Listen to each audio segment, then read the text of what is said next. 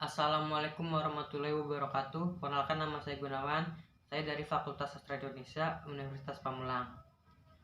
Kali ini saya akan mempresentasikan tugas telah novel saya, yaitu menganalisis novel. Di sini saya menggunakan novel karya J.S. Kairan, teman-teman, yang berjudul Kado Terbaik.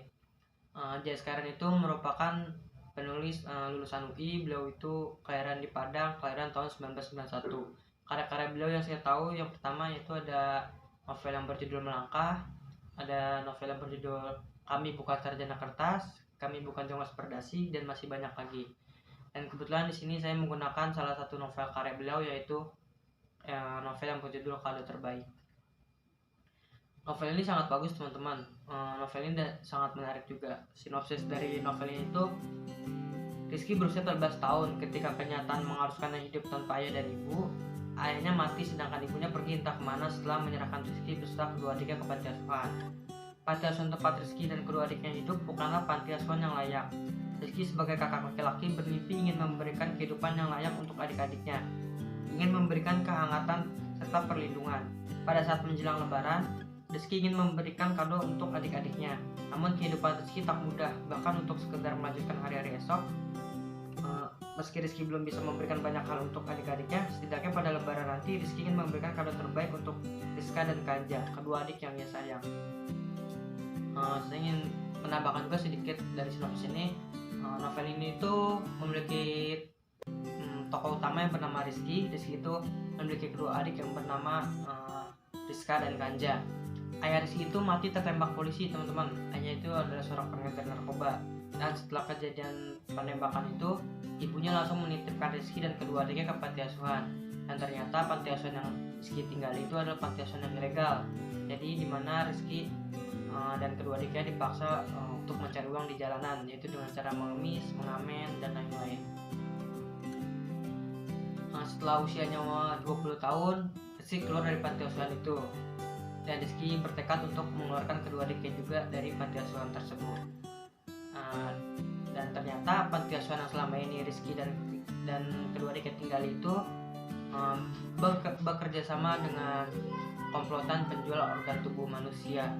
Dan setelah Rizky mengetahui hal itu, Rizky semakin bertekad untuk mengeluarkan kedua adiknya dari panti asuhan tersebut. Jadi buat kalian yang tertarik untuk membeli buku ini, kalian bisa membelinya di Gramedia. Dan buku ini juga masuk ke dalam bestseller, teman-teman. Kita langsung masuk ke slide pertama ya, teman-teman. Jangan pernah menelantarkan anak. Malam ini harusnya Rizka sedang menyiapkan buku pelajaran untuk esok hari. Tapi tidak, hari pertama di panti asuhan, dia sudah berkenalan dengan dunia yang brengsek ini. Kenapa ibu tega sekali membuang kami begini? Ketika kita nanti menjadi orang tua, ketika kita nanti menjadi seorang ayah, ketika kita nanti menjadi seorang ibu, mau sesulit apapun kondisi kita, mau sesulit apapun ekonomi kita, tapi jangan pernah sekali-kali kita menelantarkan anak kita. Karena menurut saya, sesulit apapun kita, sesusah apapun kondisi kita, tapi seorang anak pasti menginginkan hidup di samping kedua orang tuanya, pasti menginginkan selalu berada bersama kedua orang tuanya. Jadi menurut saya jangan pernah sekali-kali kita menelantarkan anak kita, teman-teman. Belajar agama itu wajib. Ibu tak pernah mengajarkan agama padaku. Waktu kecil, selepas maghrib, aku mengaji di masjid dekat rumah. Aku cukup baik dalam mengaji. Jadi teman-teman, menurut saya ilmu agama itu sangat wajib untuk seorang anak, sangat penting untuk seorang anak. Ketika kita nanti menjadi seorang orang tua, ketika kita nanti menjadi seorang ayah, menjadi seorang ibu, menurut saya sangat penting dan sangat wajib hukumnya untuk mendidik anak kita dengan sebuah ilmu agama. Lebaran tak melulu soal baju baru. Bang Rizky kalau nggak ada uang untuk beli baju lebaran, nggak apa-apa kok, katanya polos. Asal Bang Rizky habis lebaran terus sama Kanja ya, ditanya lagi dan lagi. Ya benar, menurut saya dari kutipan ini, lebaran itu tidak melulu soal baju baru, teman-teman. Tidak melulu soal ketupat, tidak melulu soal THR. Tapi inti dari sebuah lebaran itu menurut saya adalah bersama keluarga, bersama kedua orang tua, bersama adik dan kakak. Lebaran itu bersama-sama, kumpul bersama-sama dengan orang yang kita sayangi dan kita cintai, bukan sekedar baju baru menurut saya. Jangan pernah berbohong. Entah bagaimana, entah tenaga apa, entah bisikan siapa yang membuatku jujur sejujur-jujurnya. Tidak ada keinginan menyimpannya lebih jauh, tidak ada upaya berbohong lagi. Sudah aku buktikan saat berbohong pada Kanza. Satu kebohongan justru memaksaku menambah-nambah kebohongan berikutnya. Ya teman-teman, jadi menurut saya jangan pernah sekali-kali kita berbohong, karena sekali saja kita berbohong maka akan menimbulkan kebohongan-kebohongan yang lainnya. Misalnya ketika saya berbohong kepada dosen saya tidak masuk mengatakan bahwa saya sakit. Dosen saya kemudian nanya saya sakit apa, saya menjawab saya sakit demam gitu kan. Yang pertama saya sudah bohong saya sakit, kemudian saya bohong saya sakit demam. Terus dosen saya nanya lagi, kenapa, udah berobat atau belum? Terus saya bilang sudah. Tuh, sudah berapa kebohongan itu yang saya lakukan ke dosen saya. Jadi menurut saya yang pernah kita berbohong teman-teman. Selalu ada jalan untuk hal baik. Saat aku berjanji sesuatu yang amat tulus, alam juga ikut bekerja menuntaskannya. Kutipan ini saya bisa memaknainya bahwa segala sesuatu niat baik itu pasti akan selalu ada jalan untuk niat baik tersebut. Jadi sebisa mungkin kita harus memiliki pemikiran yang positif, niat yang baik, karena suatu saat bagaimanapun caranya, pasti selalu ada jalan untuk niat baik yang telah kita niatkan itu. Carilah pekerjaan yang baik dan halal. Aku keluar dari sana karena aku menolak jadi seperti para bajingan itu. Bisa saja aku tetap tinggal menjadi bajingan berikutnya yang menyuruh-nyuruh dan menyiksa anak-anak kecil dan remaja. Itu akan jadi jaminan hidup bagiku. Namun aku tak sudi harus makan dari recehan dan tangis yang mereka kumpulkan setiap hari. Ya teman-teman nih, ketika menjadi saya nih, ketika nanti saya lulus, ketika nanti kalian lulus atau ketika kalian mencari kerja, sebisa mungkin carilah pekerjaan yang halal teman-teman. Karena apa yang kita makan itu pasti akan berbalik juga dengan diri kita. Jika kita memakan sesuatu hal yang haram, maka kita akan merasakan juga hal-hal yang negatif pasti yang akan kita dapatkan teman-teman. Tapi jika kita memakan dari suatu hal yang halal, kita mendapat uang dari uang yang halal, membeli makanan dari uang yang halal, menggunakan uang yang halal, maka kita pun akan mendapatkan hal-hal yang baik juga, hal-hal yang positif juga gitu. Berbeda dengan hal-hal yang negatif gitu. Sebisa mungkin carilah pekerjaan yang halal teman-teman. Jangan pernah mengecewakan orang. Dinding paling rapat dan tinggi dibangun oleh rasa kecewa. Saat seseorang kecewa padamu, bisa-bisa tak ada lagi celah untuk menerima. Tinggi, rapat, sulit untuk membiarkanmu kembali. Ya jadi dipercayai orang itu sangat mudah teman-teman, tapi mempertahankan kepercayaan itu yang sangat sulit. Karena gelas jatuh aja ketika disusun, gelas pecah ketika disusun lagi tuh mungkin masih bisa, tapi akan banyak retakan di susunan gelas itu teman-teman. Jadi menurut saya jagalah kepercayaan teman-teman kita, orang-orang kita, agar mereka mempercayai kita. Karena kita mengecewakan sekali saja, maka akan sulit menurut saya orang itu untuk percaya kepada kita 100% lagi. Berdoa adalah kunci. Semalam aku berpikir kehidupan ternyata seperti pintu yang terkunci. Sekeras apa juga usahamu membukanya, takkan bisa tanpa anak kunci. Anak kunci yang hilang bisa bertemu lewat doa. Jadi teman-teman, ketika kita sudah berusaha sekeras mungkin, ketika kita sudah bekerja keras sebisa mungkin, tapi jangan pernah kita melupakan doa. Karena menurut saya sekeras apapun kalian bekerja, berusaha keras sebagaimanapun caranya kalian bekerja gitu, jika tidak dilaluinya bersama doa, menurut saya itu adalah hal yang percuma teman-teman. Karena menurut saya kerja keras dan doa itulah dua kunci ya untuk menuju kesuksesan. Jadi jangan pernah hanya bekerja, tapi jangan juga hanya berdoa teman-teman, karena berdoa tanpa bekerja itu juga sama aja bego menurut saya. Minta maaf itu keren. Minta maaf lah bang, susah amat, kata si Gembil. Si lincah dan si singlet mengangguk-angguk kecil. Situasi macam apa ini? Sudah jelas sangat genting. Dua adik kami sedang tak tentu nasibnya. Kenapa harus ada drama-drama begini? 3 detik, 4 detik, 5 detik, aku diam saja. Menurut saya minta maaf itu bukan soal siapa yang salah, siapa yang benar teman-teman. Menurut saya minta maaf itu keren, karena minta maaf juga itu adalah kunci bahagia juga menurut saya.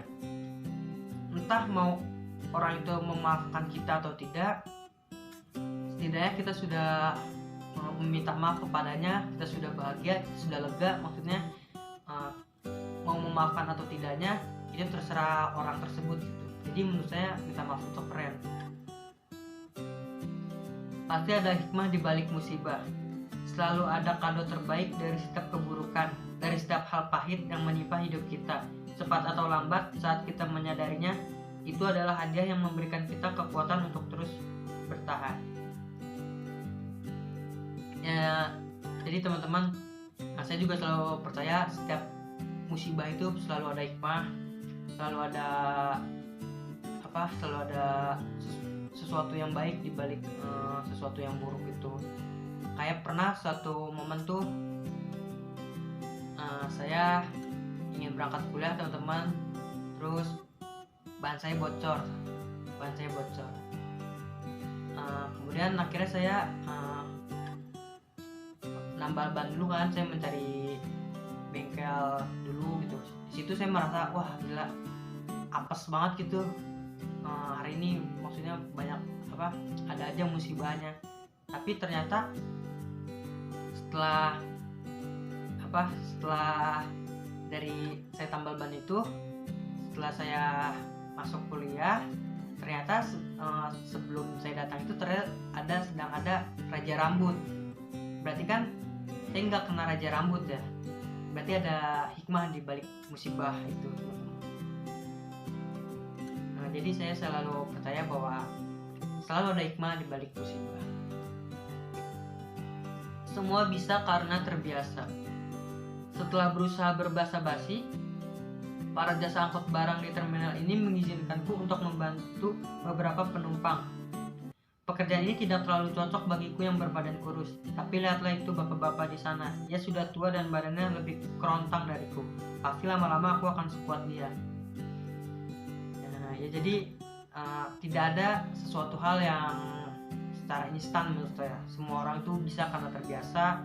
Semua orang itu pinter atau jago juga karena terbiasa. Gak ada orang yang tiba-tiba pandai melakukan sesuatu gitu. Pasti semua juga ada prosesnya gitu. Mereka bisa cepat bekerja, mereka bisa kuat bekerja itu karena mereka sudah terbiasa akan pekerjaan itu, teman-teman. Teleponlah orang tua walau hanya sekedar menanyakan kabar. Teleponlah orang tua setiap hari, khususnya bagi yang merantau. Bayangkan suatu hari ayah atau ibumu tak lagi terbangun. Bayangkan kesendirian yang dingin yang dihadapi ibu atau ayahmu saat tahu pasangan sehidup sematinya sudah pergi untuk selamanya. Mengguncang-guncang tubuh dengan rasa pilu, berharap kau anaknya juga ada di sana. Nah, jadi teman-teman, sesibuk apapun kita kuliah, sesibuk apapun kita kerja, sibuk apapun kita di luar sana, tapi sempatkanlah beberapa menit atau beberapa jam untuk menelpon orang tua kita, walau hanya untuk sekedar menanyakan kabar. Karena menurut saya orang tua itu tidak butuh apa-apa gitu. Mereka tidak mengharapkan uang dari kita, mereka tidak mengharapkan apa-apa, mereka hanya mengharapkan kabar dari kita. Mereka hanya menginginkan bahwa kita itu baik-baik saja di sini, dan kita juga bisa tahu kondisi orang tua kita baik-baik saja di sana. Jadi sebisa mungkin luangkanlah waktu untuk menelpon, walau hanya untuk menanyakan kabar kepada orang tua kita. Bayar utang itu wajib hukumnya. Bu, saya tidak ada uang, kataku lirih. Tapi saya janji akan saya bayar. Ibu pemilik warung itu tampak mencerna ucapanku.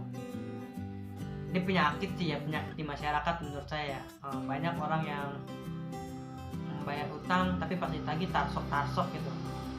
Tar besok juga nggak dibayar gitu. Menurut saya, gimana ya, utang tuh harus dibayar gitu teman-teman, sekecil apapun, bahkan waktu itu 1000 perak, 500 perak, tapi yang namanya utang itu tetap harus dibayar teman-teman. Karena kalau di agama saya, di agama muslim, itu akan dipertanggungjawabkan nanti di akhiratnya gitu. Jika kita memiliki utangnya banyak, ya kita tidak membayar di dunia, maka kita akan membayar di akhirat nanti gitu. Jadi sebisa mungkin tuh utang sekecil apapun itu harus dibayar teman-teman. Yang sudah terjadi biarlah terjadi. Beberapa detik kemudian, Ibu Rani datang ke rumah tamu. Ia ternyata tak marah, langsung menyapu beling yang berserakan. Oh, nggak apa-apa, kalau sudah rusak, janda perlu disesali. Ya, ini ya teman-teman, ketika kita nanti menjadi orang tua, ketika kita nanti menjadi seorang ayah, seorang ibu, ketika anak kita tidak sengaja memecah entah itu guci kesayangan kita, entah itu menggoreskan mobil kesayangan kita, entah itu menghilangkan barang yang sangat kita sayangi gitu. Tapi sebisa mungkin kita jangan pernah memarahinya, apalagi sampai memukulnya teman-teman. Karena menurut saya barang yang rusak itu tidak akan kembali lagi seperti semula gitu. Dan barang yang hilang pun belum tentu akan ketemu lagi gitu. Tapi trauma dan rasa takut pada si anak kita nanti itu akan terus membekas sampai dia dewasa teman-teman. Dia akan terus ingat apa yang kita lakukan gitu. Dia akan selalu ingat ketika kita memarahinya, memukulnya. Jadi menurut saya sebisa mungkin kita jangan pernah memukul dan memarahi anak kita. Jadi yang sudah terjadi biarlah terjadi teman-teman. Kado terbaik. Disinilah bagian kado terbaiknya. Dari Rizky, dari setiap perjuangannya, sesuatu kemudian mengetuk hatiku bahwa tak ada yang benar-benar lebih penting dari keluarga. Dari kutipan aja udah jelas ya teman-teman, bahwa di dunia ini tuh tidak ada yang lebih penting dari sebuah keluarga, tidak ada yang lebih berharga dari keluarga.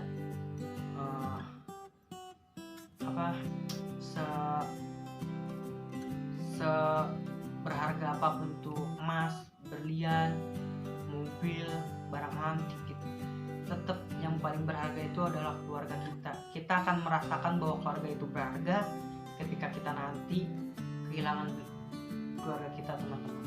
Jadi menurut saya sebelum kita menyesali hal itu, maka sayangilah keluarga kita dari sekarang teman-teman. Terima kasih, mungkin itu aja presentasi yang bisa saya berikan. Assalamualaikum warahmatullahi wabarakatuh. Bye.